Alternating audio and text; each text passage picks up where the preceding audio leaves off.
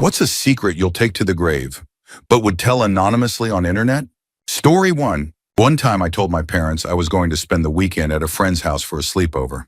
Instead, that friend drove me to the airport, where I had booked a cheap flight to the UK. I had also purchased a ticket to see a musical. While waiting for the show, I had lunch and bought an illustrated edition of the Silmarillion. Once the performance was over, worth every penny, I went straight back to the airport to wait for my return flight. It was an early morning flight, but I was young and thought I could handle an all-nighter. After landing, my friend picked me up. I spent the rest of the day sleeping at her house, and that night my parents came to get me, none the wiser. Story 2. When I was younger, I spent a lot of time with a cousin who was a little older than me. We were always very close. One day, during some joking around, she suggested we pretend to practice something for school. After that, whenever we saw each other, it turned into a repeated habit for a while. It lasted about a year, and we've never spoken of it since. Now when we meet at family gatherings, we simply act as if it never happened. Story 3. I destroyed the engine of a brand new truck by pouring sugar into it.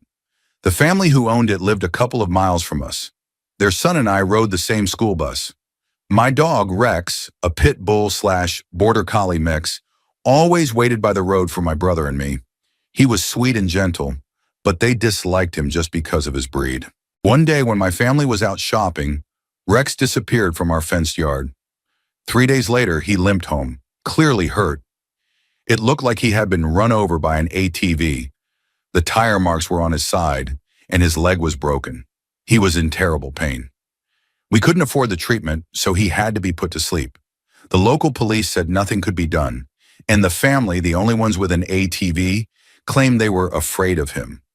On the bus, their son smirked and made noises, mocking a dog being run over. We buried Rex in the yard, and my mom let me plant a lilac over his grave. A few months later, when that family got a new truck, I decided to get some justice. Late one night, I walked across the fields with a bag of sugar and poured it into both their truck and their ATV. A couple of days later, the police came asking if we knew anything about property damage. My mom told them no, but I think she knew. The next time we went shopping, she asked me to pick up another bag of sugar and gave me a little smile. To this day, only my spouse knows the full story. Story 4. When I think back to my childhood, I remember moments with my twin brother that left me uneasy. He often turned ordinary play into situations that didn't feel right. While I still enjoyed make-believe games at that age, he would sometimes use them in ways that left me feeling cornered, unable to step away even though I wanted to. He would blow on my neck or in my ears, calling it a willpower game. Sometimes he'd put his hands on my legs, saying it was part of the game. Once he told me we should practice kissing and forced me into it, holding me down until our mother called us for dinner. I felt disgusted then, and I still do when I think about it now. I never told anyone. Both of us were also hurt by our father, and I believe my brother has blocked most of it out. I've never brought it up because I'm afraid he'd accuse me of lying. My family wouldn't believe me anyway. Throughout my life, I've faced unwanted touch from relatives and strangers alike, and I sometimes wonder why it happens so often. At home, at school, even at work. Is this just what it means to be a woman? Did I somehow cause it? Because of all this, I struggle with being touched by anyone and find it very hard to trust people. Story 5. I'm lonely. I've never had friends and I'm 39 now. Nobody ever messages me, calls me, or invites me anywhere. Outside of a very demanding job, I just stay at home, looking after my wife, who is disabled, and my 3 children, one of whom also has disabilities. I am exhausted and sad about it, and the only thing that keeps me steady is my wife's love and my children's happiness. I try to live by my values, prioritizing my family's health and well-being above all else. If they are happy, then I am happy. I was born 8 weeks premature and started life with a growth delay. I was very small compared to everyone else my age, right up until I was 16 or so. I was given growth treatment, which eventually began working around when I was 19 to 21. I was bullied terribly at school, so much so that I attempted to take my life when I was 15. I am grateful that things turned out better with my wife and kids. Still, the lack of positive social experiences my entire life has left me with a massive gap in emotional intelligence. I don't know how to act around people, and then they think I'm strange and turn away from befriending me. I can't tell when people are being funny or serious, which makes interactions awkward. I also struggle with words and don't follow social trends, so I am often out of the loop. Sometimes I'll say something with good intentions, but people misunderstand me and take offense. I hate it. I wish I had more in my life that made me happy as I am, instead of constantly bending myself into situations just to make others happy. Story 6. When I was 18, I helped my grandmother move into a nursing home. In her old house, tucked away in the back of a cedar chest, I found a small, locked metal box. The key was taped to the bottom. Inside were letters and a few faded photos of her with a man who wasn't my grandfather, along with a birth certificate for a baby boy I had never heard of. The dates showed he was born just a year before my father. My grandmother passed away a few months later. On her deathbed, she drifted in and out of lucidity, but at one point she grabbed my hand, looked me in the eye and said, "Don't let him ruin them." I knew exactly what she meant. I started digging and eventually found him, her other son. He had a family, a good career, and seemed happy. His life was separate, completely unaware of ours. My father had always idolized my grandmother, seeing her as perfect. My grandfather, who had passed years earlier, was a good but difficult man, and my father's relationship with him was strained. The image of his mother was the one unshaken, cherished constant in his life. One night I took the metal box to a bonfire and burned everything. Every letter, every photo, the birth certificate. I watched until it all turned to ash. I didn't do it for her. I did it for my father. He deserved to keep the one perfect memory he had. But in doing so, I denied a man the chance to ever know his mother or his brother. I chose one family's happiness over another's truth. I don't know if it was the right decision, but I know I would make the same choice again. Story 7. I struggle with rage. I'm an ordinary middle-aged woman living with disabilities. I love people, and I love life. But my story with doctors began when I was 17, when I first sought help for painful symptoms. They dismissed me as anxious. For the next 30 years, I kept returning to my GP with different symptoms. Pain, brain fog, fatigue so intense I couldn't even form words or focus my eyes. I tracked everything, begged for help, tried diet changes, exercise, weight loss, supplements, anything. Again and again, I begged. They told me I was mentally ill and gave me medication. I also had a cruel family who told me I was lazy and stupid. Since the doctors insisted nothing was wrong, I believed them. I let people use me and put me down because I thought I was lucky just to be kept around. Many times, I thought about ending it all. At 47, I was finally diagnosed with a genetic condition that explained everything. But by then, the years of untreated symptoms had left permanent damage. At 50, I had to give up work for good.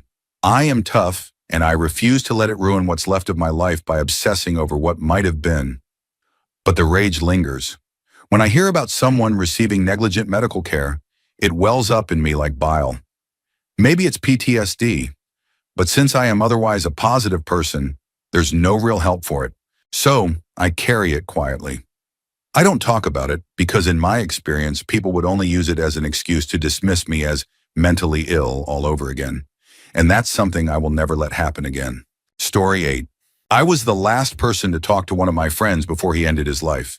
He used to call me at least once a month, saying he was going to do it. I always dropped everything to go help him, but I started noticing a pattern. He only called when I was out with other friends. I began to wonder if he was just trying to get attention. So I tested him. I posted on Facebook that I was going paintballing with friends and made a few updates that only he could see. After my third update, he called. I told him I had expected his call and that I didn't believe he was serious. We argued and I hung up. A couple of weeks later, I went to another friend's birthday. We had been chatting in the comments and I told him I had my train tickets and when I'd arrive. As soon as I got off the train, the same friend called again, saying this time he really was going to end it. I told him I didn't care anymore and that he could do what he wanted. An hour later, I got another call from his number, but it was his dad. His dad had found him on the bathroom floor, gone. Most people know my friend ended his life, but only his dad and the police knew I was the last person he spoke to. His dad passed away last year. He had always told me he didn't blame me, but sometimes admitted he wished his son had called someone else that night. Since then, 3 more of my friends have taken their lives. I wasn't the last person to talk to them, but sometimes I wish I had been. Maybe I could have convinced them to stay. Story 9. I had 3 miscarriages before my daughter was finally born. Since I was 16, my grandmother had kept asking when I would start having kids. I'd say, after I graduate high school, but she never understood. I had kids at 16. So did your aunt. So did your cousin. Why wait? By 21, I had already gone through 1 miscarriage. But because no one in my family had ever struggled with fertility, and because I was expected to have children already, I didn't know how to bring it up. My family could be brutally unkind with their words. At 27, I had another miscarriage. I called my dad to tell him, but he went off on a rant about a cousin being unmarried and pregnant again. I didn't need to hear that. I lost the baby a month later anyway. Then, a 3rd early miscarriage happened right before I finally got pregnant with my rainbow baby. I had always wanted children. Ever since I was 8 years old, I knew I wanted to be a mom. It took me 18 years of trying, failing, and hurting before I finally held her. She's 9 now and absolutely perfect, worth every single heartbreak. Still, my family criticizes me for waiting too long, for not following their path. I don't bother telling them my story because I know they won't understand. Story 10. My dad left before I was born. I only found out because my sister snooped through my mom's things and discovered that I was half adopted by her husband, the man I call my dad. I was playing video games when my mom told me. I didn't care much because she was still my mom, and her husband, though divorced from her since I was a baby, had always been the closest thing to a father figure I had. But there's one memory that still hurts. When I was 9, my mom had a friend come spend the day with me. He was just like me in every way. He took me to a comic store, talked to me like I was an equal, and explained things like an adult. He played songs from Guardians of the Galaxy, which had just come out. We ate at a park in Dallas, walked around, laughed, and had so much fun. He even gave me a CD of his favorite songs. That friend was my real dad, and I never saw him again. My mom later told me who he was, and I made some dumb joke at the time. But deep down, it crushed me. I still don't talk about it, except to make jokes with my friends or girlfriend. But the truth is, it haunts me. I regret not being funny enough or cool enough to make him want to stay in my life. Apparently, I even told my mom, "It feels like I just met my brother." That sounds exactly like something corny 9-year-old me would say. Now, every time I hear songs like The Chain or dive into comics, I think of him. I hate that he left, but it also fuels me. I can't wait to be a dad myself, to raise amazing kids and be the kind of father I always wished I had. Story 11. One time in high school, I told my parents I was staying after class to study with friends, but instead I hopped on a Greyhound bus to Vegas with less than $50 in my pocket. My only plan was to sneak into a Cirque du Soleil show because I was obsessed with acrobatics back then. I managed to get in by following a group of VIPs through the wrong door. No one checked me. I watched the entire show from the sound booth, acting like I belonged there. Afterward, one of the tech crew asked me to help carry some cables. I guess he thought I was an intern. So I ended up backstage. Long story short, I accidentally ate dinner with the cast, got photos in costume storage, and even rode in their shuttle back to the hotel. At 2 a.m. I panicked, realizing I had no way home. Some of the performers thought I was a new hire and offered me a ride halfway back toward my city. I finally caught another bus home, stumbled into first period math the next morning, and no one ever found out. To this day, my parents still think I was studying algebra. Story 12.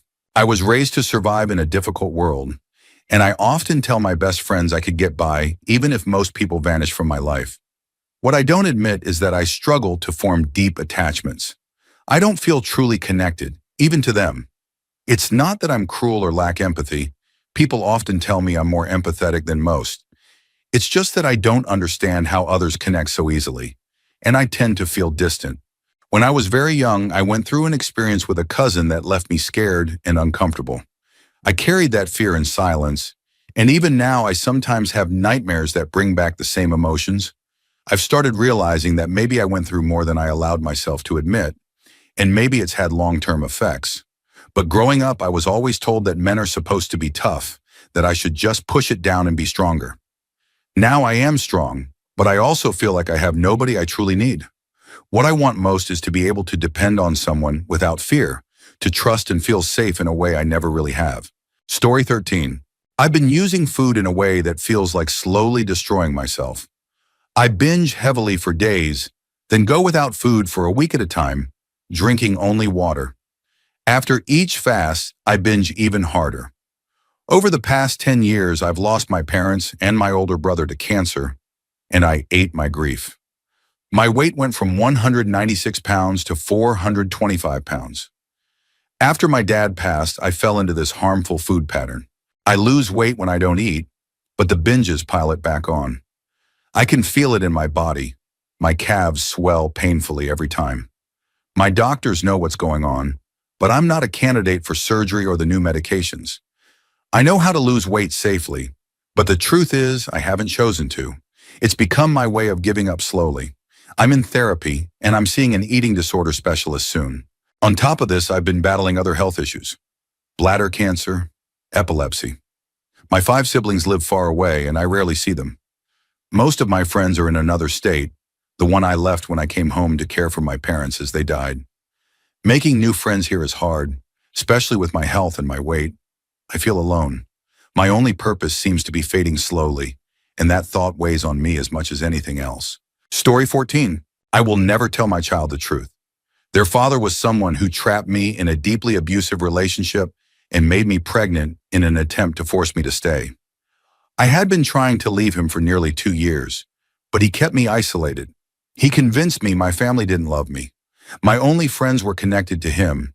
He controlled my money, and I didn't drive at the time. I had secretly opened a savings account with the hope of moving out with a coworker. She wanted to escape her controlling mother, and I wanted to finally be free of him. But he discovered the account. Before banks had apps, you had to call to check balances. On my payday, he would often call. One time, instead of the usual automated system, a human answered. When asked if he meant checking or savings, he learned about the account.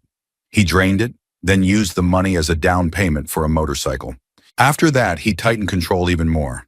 He stopped me from having access to birth control. He refused to let me accept rides from coworkers, convinced I was unfaithful.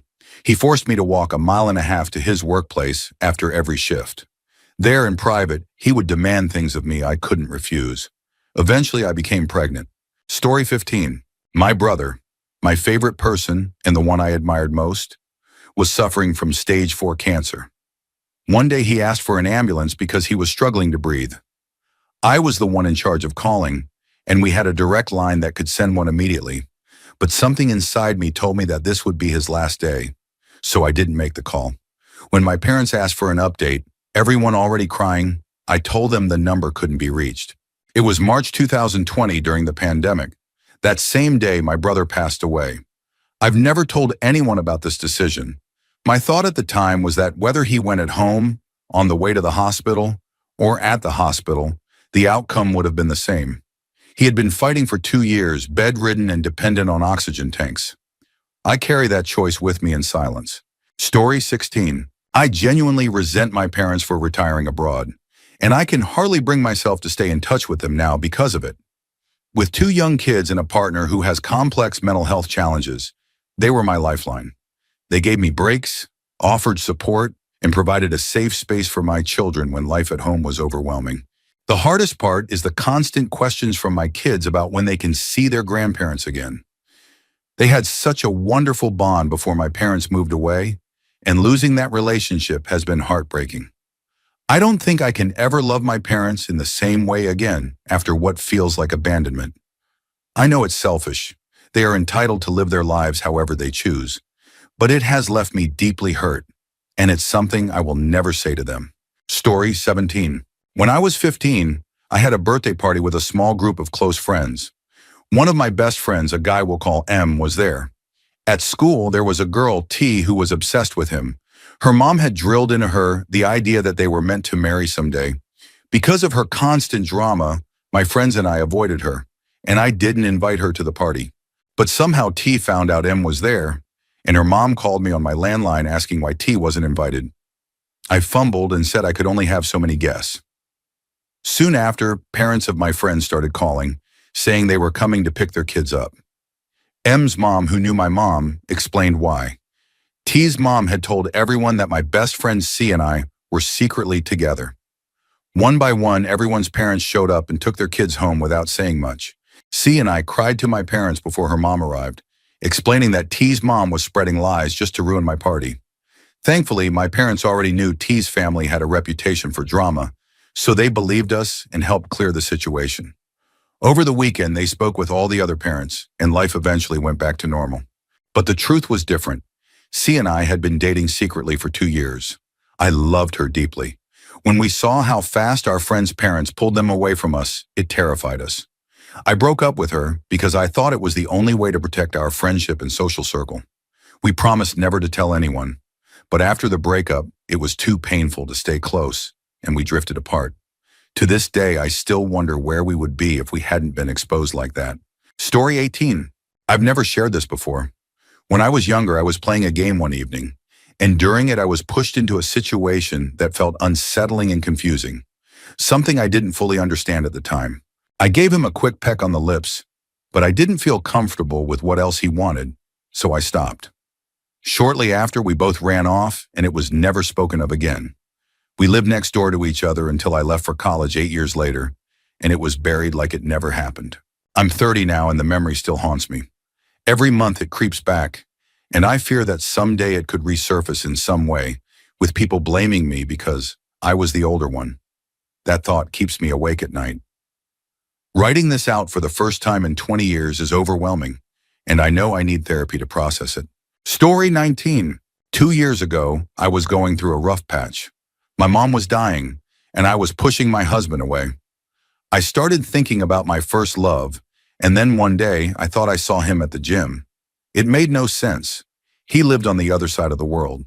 But the next day, he messaged me out of the blue, saying he'd had a dream about me and wanted to check if I was okay. I already had a trip planned to my home country about 6 weeks later, so we decided to meet up. When we did, I thought I still loved him.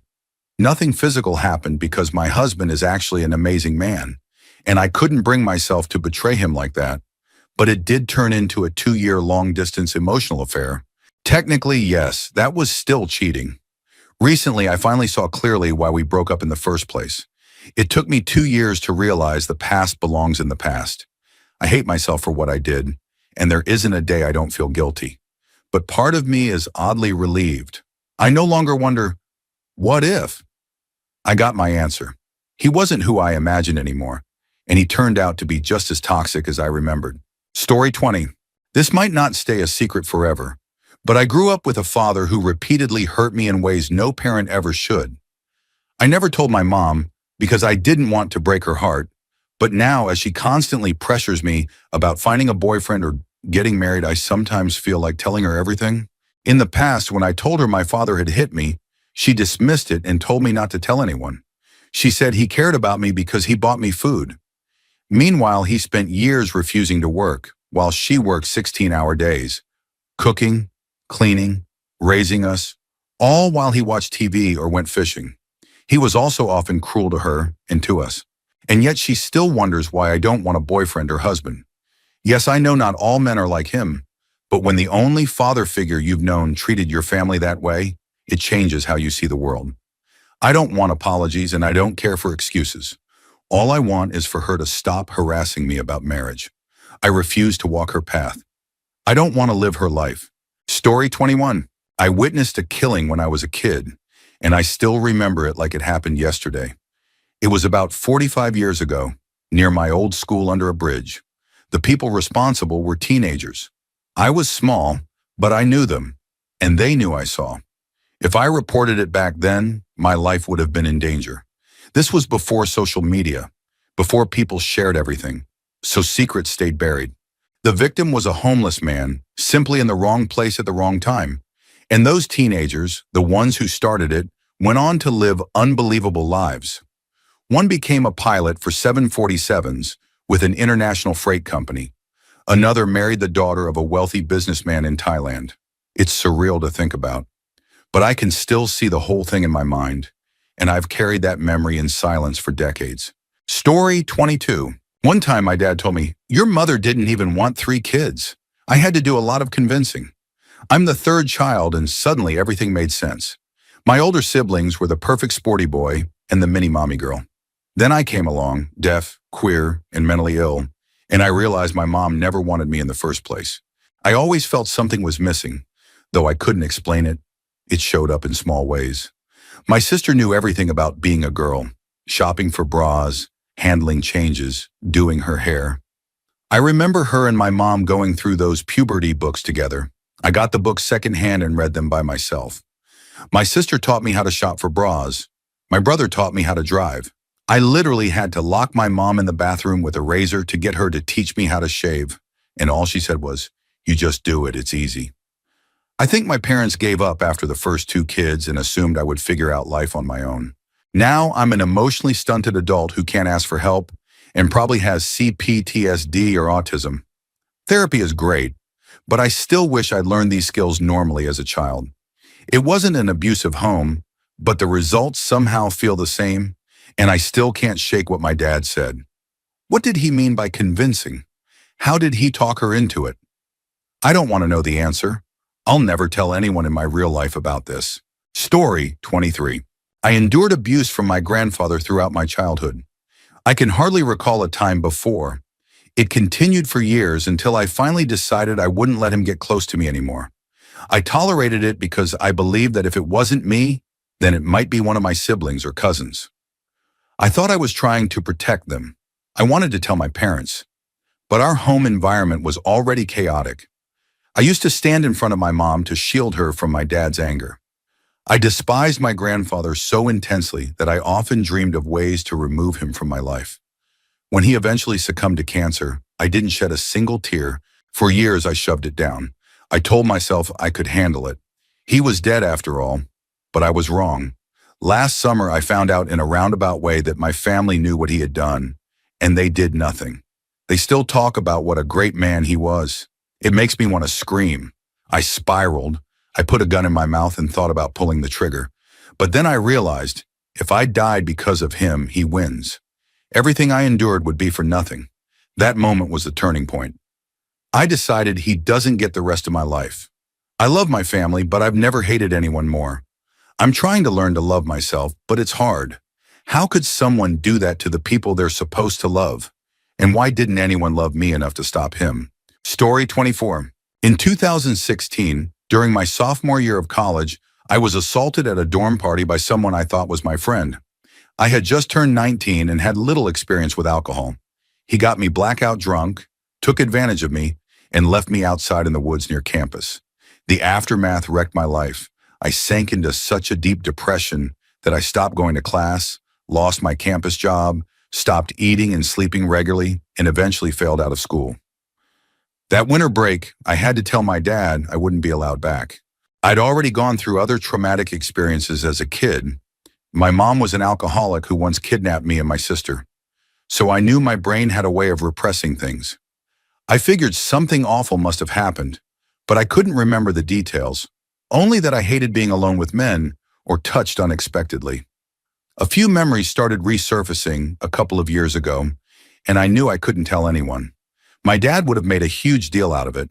My best friend would have been devastated since they were supposed to come to that party with me. My stepmom and sister would have hunted him down. I couldn't put that on them. My dad died 2 years ago. My only regret is not telling him it wasn't his fault I failed out. He tried his hardest to support me when I came home broken. Even when he gave me tough love, he was trying to save me. And he did. I'll always be grateful, because without him, I don't think I'd still be here. Story 25. I work in IT and data migration is one of my specialties. Through a mutual connection, I took on a side project for a small business, run by someone I actually knew personally. The job was simple. Migrate everything from their Google Drive to a new storage platform with better organization. Since it was a small operation, I had to use the owner's account, as they were the only admin. I started with the obvious, moving everything in the shared business folders. But as I got closer to finishing, the storage sizes didn't match. Something was off. I dug a little deeper and found a collection of video and image files outside the business structure.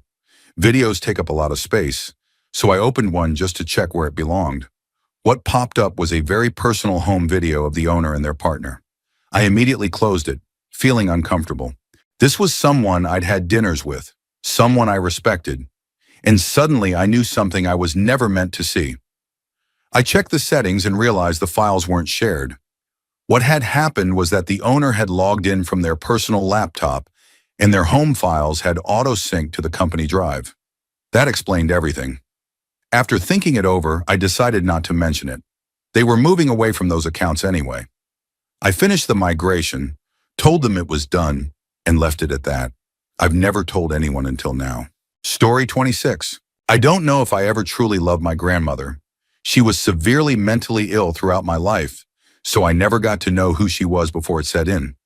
When I was very young, my parents had to switch to supervised visits only because it wasn't safe to be left alone with her. Conversations were always strange, unpredictable, and uncomfortable. She gave me gifts constantly, but they were always toys or dolls, even when I was nearly grown. Eventually, my grandparents gave money to my parents to buy me presents instead, since she couldn't grasp what I actually liked. She made awkward comments in public. My friends would sometimes ask if they had met her, and I'd say no. You'd know, because I would have apologized for her behavior. She was unwell all the time. I remember her walking out of one of my plays right before I went on stage. She almost never stayed until intermission. When I was 13, she was admitted to a psych ward, and I never told anyone. She never got better. She never asked about my life unless my parents reminded her to. Later, she became physically ill, and seeing her was even harder. Our conversations repeated endlessly. She withered away, and I began refusing to visit. I don't regret it. I saw her a couple of times before she passed. When I learned she died, I didn't feel sad, only relieved. I didn't tell my friends because I couldn't explain why I felt nothing. I wear a necklace she once gave me every day. It's tarnished and worn, but it's one of the only things from her that I've ever cherished. Still, deep down, I carry a fear that one day I'll become like her. Story 27. When I was 13 or 14, I visited my uncle and nieces with my mom and brother. They had just gotten a hamster and asked if I wanted to feed it, since I liked animals. I said yes, and they handed me some food. My uncle called my nieces outside for something, leaving me alone with the hamster. I put food into the cage, but the hamster bit me. When I pulled my hand back, it didn't let go, and it flew out of the cage. I panicked. I found it afterward, and it seemed fine, so I quietly put it back in its cage and didn't say a word. A few days later, the hamster died. Now I'm 21, and I've never told anyone. My nieces were only 6 and 8 at the time. The oldest is 16 now, and they still look up to me. I feel guilty because it was their first pet, and they'd only had it for a few months. Story 28. My father passed away last September. Sometimes I find myself wishing it had been my mother instead. Don't get me wrong, I love her, and we have a relationship. But we argue often. She blames me for things, points out everything I say wrong, and if I defend myself, she turns it around with tears and makes me the bad one. I realized long ago that I'll never have the kind of relationship with her where we can just meet for coffee and talk openly. Even after being separated from my dad for 40 years, she still criticized him, while I never heard him say a bad word about her. I miss him deeply. He listened. He gave good advice. He never judged. I wasn't ready to lose him, and I know I'll be all right when my mom's time comes. I hate admitting that I feel this way, but it's the truth. Story 29. When I was a relatively new engineer, there were about 10 of us new hires, and we did everything together. Lunches, going out after work, even helping each other move. After 3 years, I decided I wanted to pursue an MBA. I casually mentioned it, and suddenly everyone else was interested too.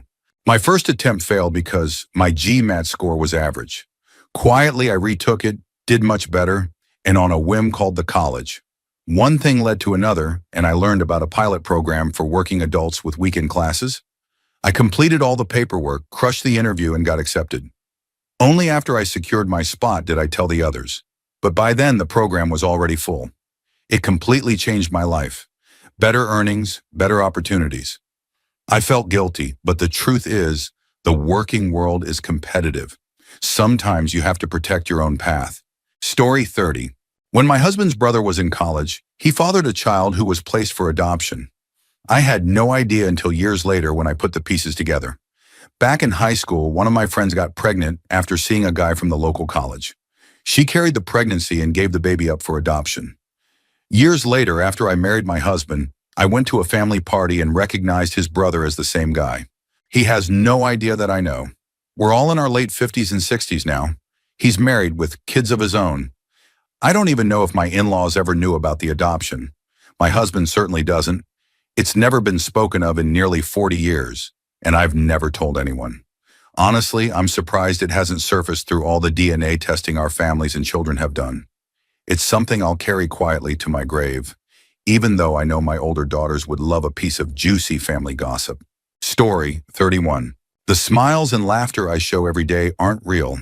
Inside, I'm exhausted and empty. I keep going because I wake up each day to cheer for others, to grieve with them, to help them, to put everyone else before myself. I've spent months feeling like I've been tying up loose ends, because deep down, I know the choice I'll make one day. The only peace I have is the thought that when that day comes, the pain will end, and I won't have to carry these memories anymore. People won't even be surprised. Everyone sees me as the strong one, the one who has survived so much, the one who checks on others but never gets checked on. I'm trying to find reasons to stay, but this week I finally admitted to myself that I've lost my fight. I just can't keep going like this anymore. Story 32. I lost my engagement ring and replaced it with a cheap knockoff from Amazon. It happened after we were already married. I had started a job in the kitchen at a nursing home, and my ring had a delicate stone that couldn't handle heat or water. On top of that, being a mom meant constant washing, cleaning, and cooking. I used to take it off and leave it in little cups around the house. One day I decided I should store it somewhere safe instead of in random spots. I put it in a container on my bookshelf before work. Later, when I went to retrieve it, it was gone. I assumed it was my fault since I'm forgetful, and I didn't tell my husband.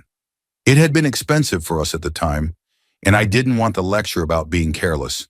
When we moved, I was sure it would turn up, but it never did. I bought a $30 replacement on Amazon that looked almost identical. A couple of years later, I found out my brother-in-law, who was struggling with drug addiction, had been sneaking into our house. I'm fairly certain he stole it, but I can't tell my husband, because I'd also have to confess to covering it up for years. Story 33. During my first semester of college, my parents and I agreed that I'd focus solely on school until I adjusted, and then I could look for a part-time job. They said they'd help with groceries and necessities until then. I wasn't much of a partier until I got out on my own. Turns out I was very much a party girl. I ran out of money fast. To fund my nights out, I lied to my parents. I told them all my laundry had been stolen from the shared laundry room, and they sent me money to replace it. Instead, I spent it on alcohol and party entry fees. Later, I learned the truth.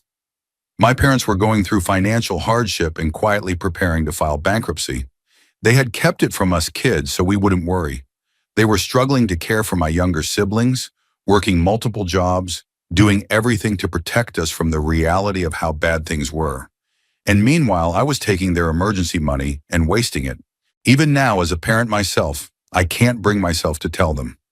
I know how panicked they must have been, scraping together cash for what they thought was a real emergency. It breaks my heart to think about it, and I'll carry that guilt forever. Story 34. I'm not a perfect person. There's been a lot of drama and pain throughout my life. I went through a devastating 10-year marriage where I endured abuse in every possible way.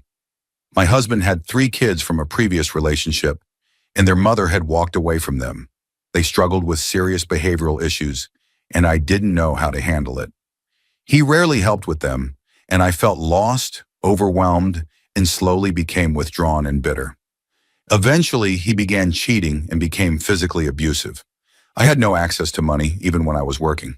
When I finally got out, I walked away from all of them. I only took the 2 children I had with him because they are the only reason I've ever had the will to keep going. Of course, to his older kids, I'm seen as the villain, and they tell anyone who will listen. I'm now in therapy, but even my therapist has suggested that, with everything that has happened in my life, maybe I'm the common denominator in all of it. That thought haunts me. Sometimes I have to actively pause before I speak, making sure I say or do the right thing. I'm very aware of this darker part of me that I constantly have to control so it doesn't surface. I'm terrified of medication. worried that if it altered me, I'd lose control of that inner monster. Deep down, I feel like I have a big heart, but at the same time, I fear I'm actually a bad person who constantly has to think about how to be good. The one thing I know for sure is that I'm a good mom to my two kids. They love me deeply, and I love them more than anything. Still, I can't shake the constant fear that maybe they'd be better off never knowing the side of me I try so hard to keep hidden. Story 35. Back in high school, I had one of the strangest mornings of my life. I woke up barefoot while riding a bicycle I had never seen before. That's how my day began. The night before, I had been out late at the beach with two friends, drinking a few beers. Nothing wild, just 4 beers or so. We ended up missing the last bus, so we decided to crash on the sand. When I became fully conscious, I was pedaling this unfamiliar bike through town. I had no memory of getting on it. Confused, I rode about 10 blocks uptown, then stopped in front of a 24-hour diner and just stared at the bike for 10 minutes, trying to figure out what was going on. It was a strange-looking bicycle, thin frame, super lightweight, with pedals for those special clip-in shoes. Still baffled, I pedaled back to the beach where I had fallen asleep. My socks, shoes, and backpack were still there, untouched. I grabbed my things, hopped on the bus home with the bike, and went about the rest of my day. That night, I left it leaning against a telephone pole at the bottom of my street. By the next morning, it was gone. A few days later, I went over to a friend's huge house near the beach. To give you an idea of the setting, I went to a very wealthy high school in Southern California. My family wasn't rich. We were lower middle class, and by then my dad had moved us to a rougher neighborhood about 8 miles away. But many of my friends were from wealthy families with massive homes and no real worries about money. At the house, one of my longtime friends who was sitting there playing video games casually asked, "Hey, did you come into my backyard a few mornings ago and take my racing bicycle? It was a $700 bike." I froze for a second, then flatly said, "Nope." There were always tons of kids in and out of that house, and people knew they could just wander into the yard. I figured it would get chalked up as just another random disappearance. The conversation ended quickly, but deep down, I carried the odd shame and confusion. To this day, I still don't understand how it happened. How I woke up from the beach, walked barefoot for blocks, apparently climbed over rocks, entered a yard I knew, took a bike I didn't recognize, and rode it all while basically half asleep. It felt like a real-life glitch in the Matrix, and decades later, I still think about that morning all the time. Story 36. My mom stayed married to a man she knew was hurting her children. I was 5 when it started, and now at almost 29, I still don't know how to tell a professional. I've been struggling for years. This is the first time I've told anyone outside of my very small circle of 3 people. One of them was my ex-husband, and without my permission, he told a few others about my past. After that, they began treating me differently, and it made me shut down even more. The abuse went on for 13 years. I finally moved away from my mom and him when I was 24, with my first child, and since then I've been free from them. I had always been super close with my aunt, and I wanted to tell her because she had suspected something, but my mother manipulated me, begging me not to say anything, telling me it would destroy her. Out of fear and confusion, I stayed silent. Years later, after some toxic events, I went no contact with both my mom and my aunt. Eventually, I thought about reconnecting with my aunt, and I had decided I was finally going to tell her everything. But before I could, she passed away.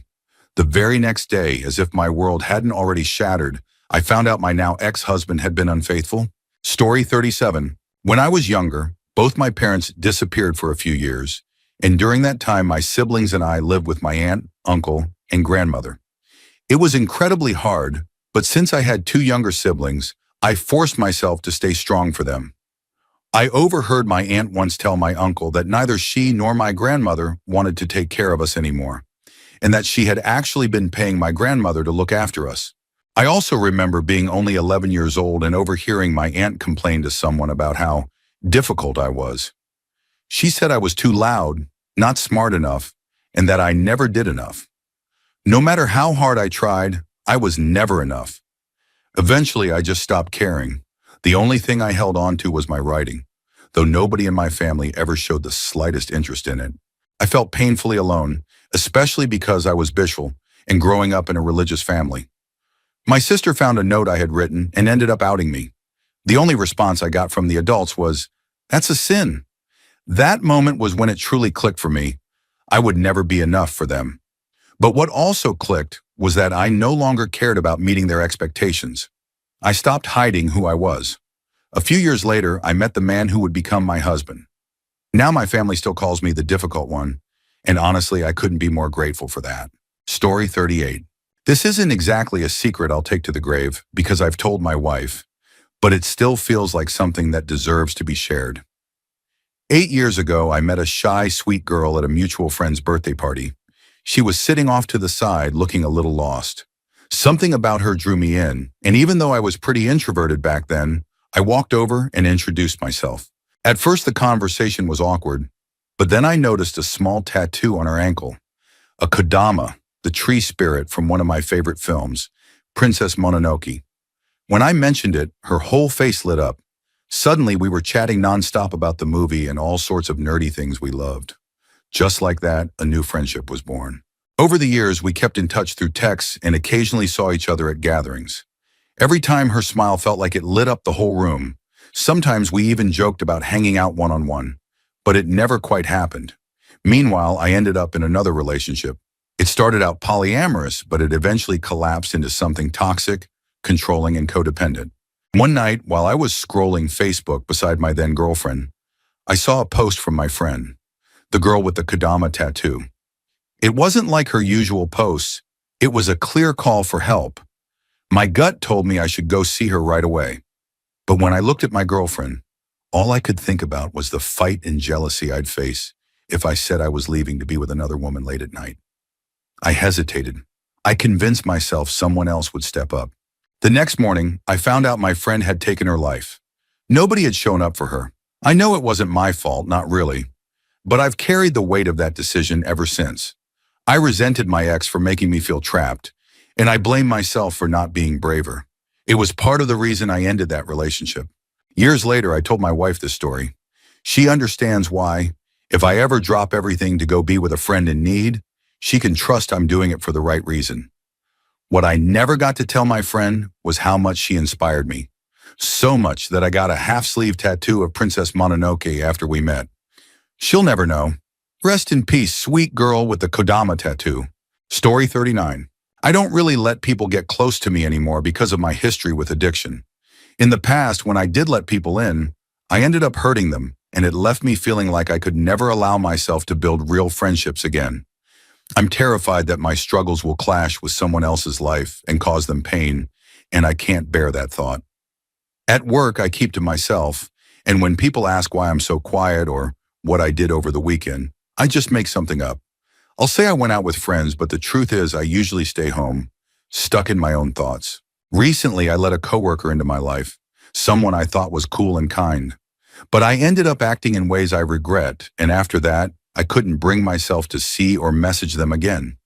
I constantly ask myself why I keep repeating this cycle, why I push people away even though deep down I want friends. I want connection, but at the same time, I struggle with choices that don't mix well with having healthy relationships. The hardest part is knowing I want both things at once, but I can't seem to make them work together. Story 40. I fell in love for the first time when I was 15, with a boy who lived across the country. We were both going through a lot, struggling with our own issues and too young to know how to handle them. Our relationship eventually fell apart, but I thought about him every single day. I had never met someone whose experiences mirrored mine so closely, almost down to the exact moments in our lives. Years later, we spoke again. We both apologized for how things ended, and he admitted he still loved me and often thought about me. He said he regretted how we had handled everything. I felt the same way but didn't fully say it, because I could see that the path he was on wasn't one I could join. My careful rejection hurt him, and it hurt me too. Now in my mid-20s, I've had other relationships. We still talk occasionally, but I've never told anyone that I still love him. Every breakup I've gone through since then has been painful, but none have ever cut as deep as that first one. If I could survive that heartbreak, I felt like I could survive anything. The truth is, I'm afraid I'll never love anyone the way I loved him. My life has gone in a different direction, and I've worked hard to heal, but I still wish it could have been us. It's a secret I keep to myself because some things feel too heavy to share, especially with him. Story 41. Growing up, I got to see many different sides of my dad. He's not the same person I remember when I was 4. He served in the military, and I remember when he came back from overseas, he just seemed really depressed. During my teenage years, there was a point when he struggled with severe depression, borderline personality disorder, PTSD, and he would sometimes hurt himself by hitting his own head or by talking about wanting to hurt himself in other ways. I constantly felt like I was walking on eggshells around him. He often took something I said and twisted it into sounding like I hated him or was disgusted with him. It left me so confused. Sometimes when his depression was really bad, he'd go to an institution for weeks. These days, he's doing much better, but he's still not the same person he once was. He still has difficult days, but I'm grateful that he seems happier overall. As a kid, it was so confusing to see my dad act irrationally, tell me he was thinking of ending his life, but also say that I was the reason he kept going, and then turn around and accuse me of hating him. I've never really talked to anyone about this, not even my siblings who went through the same things. I hope someday I can go to therapy and finally talk about it. Story 42. Growing up, I was told many stories about my family's past, but they were so wild and bizarre that I didn't believe them. Later, when I got older, I decided to dig into our family history and found out that many of them were actually true, which shocked me. On my grandmother's side, her father, my great-grandfather, was involved with the Greek mafia. He kept it hidden from the family, and to protect them, he moved them to America. He only visited them for birthdays and holidays, but sent money every month to support them. Then on my grandfather's side, the history could have been something you'd see in a documentary. Before his time, they were an inbred family. Out of 8 children, only 3, including my grandfather, were born without deformities, and only 5 of the 8 survived to adulthood. Going back even further on that side, I discovered during my research that they once had a farm in Tennessee and owned slaves. There was also another story I was told growing up, though I've never been able to find proof. Supposedly, I had an ancestor who lived during the Salem witch trials and was killed in their sleep after being accused of witchcraft. Story 43. My uncle cheated on his wife years ago and apparently has a daughter who is about 25 now. I'm not even sure if he knows about her. My sister and I both did a 23andMe DNA test, and it showed we had a first cousin we'd never heard of. Based on the results, we figured out that the connection had to be through a male sibling of my mom, and she only has one brother, my uncle. The girl had been adopted, and her boyfriend bought the 23andMe kit for her. When the results came in, he reached out to my sister, and we gave her some general family information. But she didn't want to contact my uncle because that would cause a massive problem since he's still married to my aunt.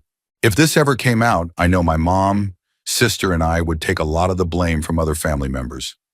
Some of them are scientifically illiterate and wouldn't even believe the DNA results. They would just accuse us of lying and stirring up trouble because something similar had already happened once before. We had found another unknown relative from a one-night encounter between 2 single people. And even though there was nothing wrong with that, some family members were still angry at us. They said we were accusing someone who wasn't alive to defend himself. So, I have no intention of getting involved in anything that could destroy a marriage and turn the family against me. I may not take this to the grave, but I won't say anything until at least my aunt and uncle are gone. Maybe one day I'll tell my 2 cousins that they have a half-sister, but even then, probably not. If anyone else in the family figures it out, I'll just plead ignorance. Story 44. My dad was physically and psychologically abusive. I believe in discipline, but what he did went far beyond that. Growing up in the 80s and 90s, some form of punishment was considered normal. But what wasn't normal was the twisted enjoyment he seemed to take in it. It felt like there was always an excuse, any reason at all, to punish. Our house was filled with gaslighting and emotional withholding unless you were perfect. It broke me badly. Therapy in my 40s is still a constant part of my life. My reactions now are so intense that I can't even stand to look at him. I hate him. I hate that I look like him, because every time I see my reflection, I see him. Sometimes I even catch myself standing the way he used to, and it makes me sick.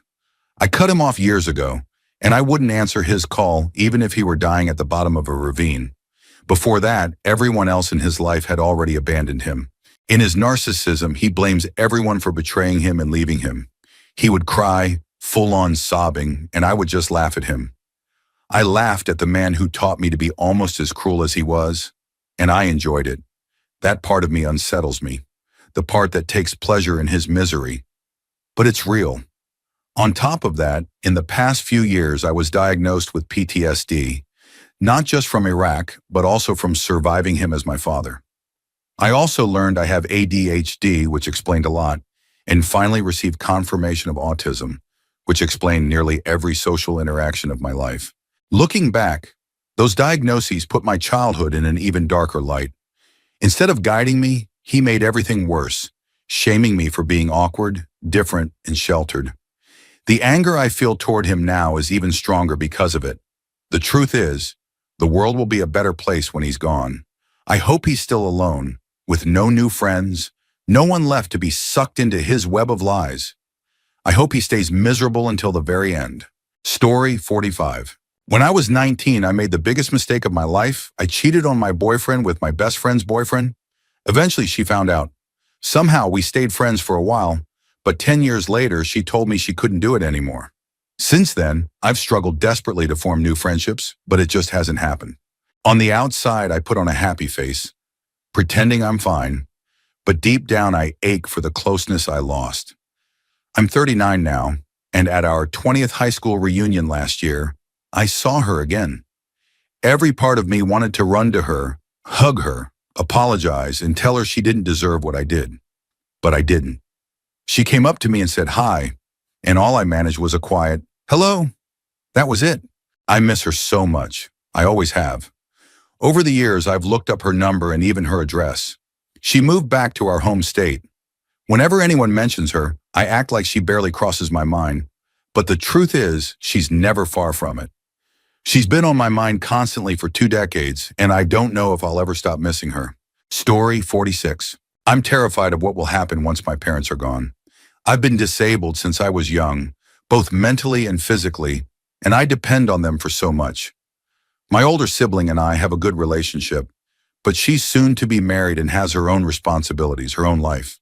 I try so hard to gain independence where I can, but I struggle to hold on to it, and deep down I know I'm not fully self-sufficient. My fear is that when my parents aren't here anymore, I won't be able to take care of myself, that I'll end up homeless, or worse. I've never told my family this fear. I don't want them to carry the weight of it, don't want them to be afraid for me on top of everything else. But I also don't really know how the world works. My disabilities have stunted the way I interact with life itself. Without something stable already in place, a home, a car, something secured for me, I don't know how I'll survive.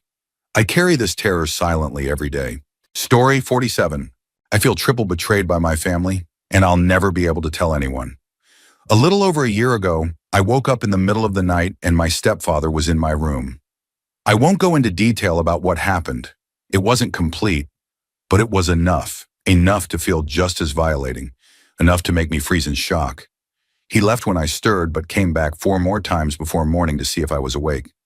I lay there terrified, headphones in, scrolling on my phone, pretending to be oblivious, wondering if I had imagined it, praying it wouldn't happen again. I was only 17. My mom noticed something was wrong the next day. I didn't want to say anything, but she texted me, promising that she'd always believe me, no matter what I said. So I told her. I thought she'd protect me. Instead, she told me not to tell anyone else, that she would handle it. I later went through her phone, desperate to know what was happening, and found out she had confided in his mother, my step-grandmother, who I loved deeply and considered family. A respected church leader, someone my mom trusted like her own mother. And she convinced my mom not to report it, said that if my stepfather were arrested, my little brother would never recover, that my mother would ruin everything. My mom believed her. She chose to protect him, to protect their reputations, to protect the family's image in the church, instead of me. I spent months hiding in my room, timing trips to the bathroom around his absence, suffocating in the silence. My mother promised she'd stand by me, and then she abandoned me for the sake of her marriage, her ministry, and her second mom. I hate remembering it, but it's burned into me. The man who was supposed to be a father figure,